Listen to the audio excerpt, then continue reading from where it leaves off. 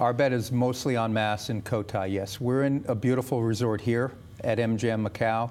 This is a very high-end, luxurious property and has benefited from the surprising recovery in the VIP business.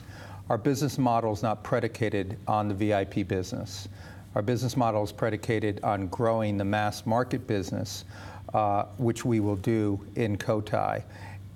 Obviously, we benefit when the VIP business is doing well, but I don't view that as a way to build a strategic plan. Our strategic plan is built on catering to this tremendously emerging, more affluent Chinese customer, a customer that's looking for more experimental experiences, not just a selfie moment or a gaming table. With that in mind, are you concerned at all that, with the comeback of VIP that, well, you might be caught wrong-footed with Cotai?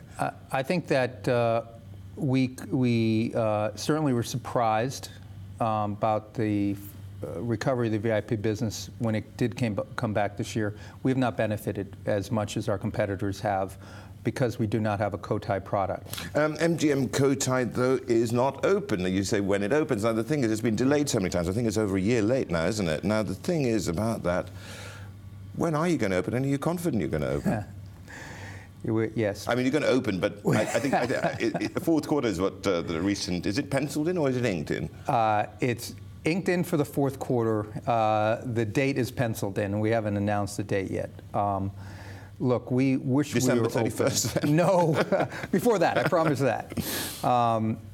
We wanted to open earlier.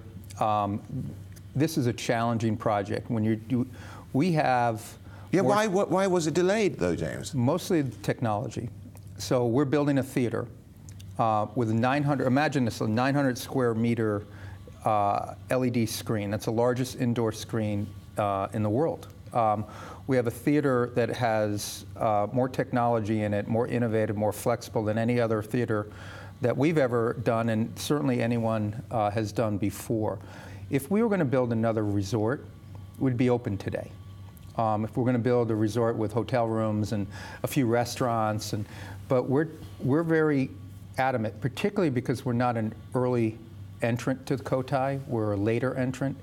We have to wow people, and that takes time.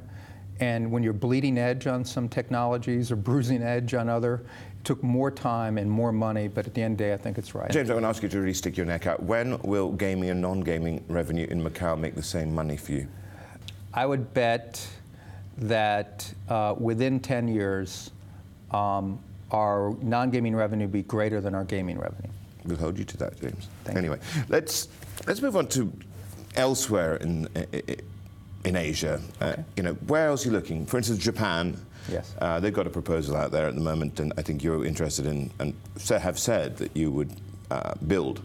Now, the proposals are quite onerous, some of the conditions that they put on there. Now, would you be lessening that investment in Japan, if indeed you are still going to go through with it? So the opportunity in Japan is unclear at this moment because the government's working on what they call the Implementation Act. So they're writing legislation at the bureaucratic level. Periodically, they release information on the direction of the law, should it be even introduced by the Diet and therefore passed.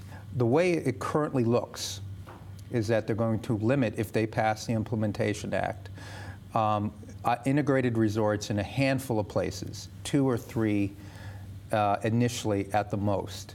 And within that, they are going to restrict the amount of gaming floor space, and they may restrict the amount of time. Exactly, but these are just proposals. They may well change. But they may well change. But I mean, you're committed to building something in Japan. Absolutely, because if you get the market potential is tremendous, and it's going to boil down to the one guidance they have not given, which is the tax rate.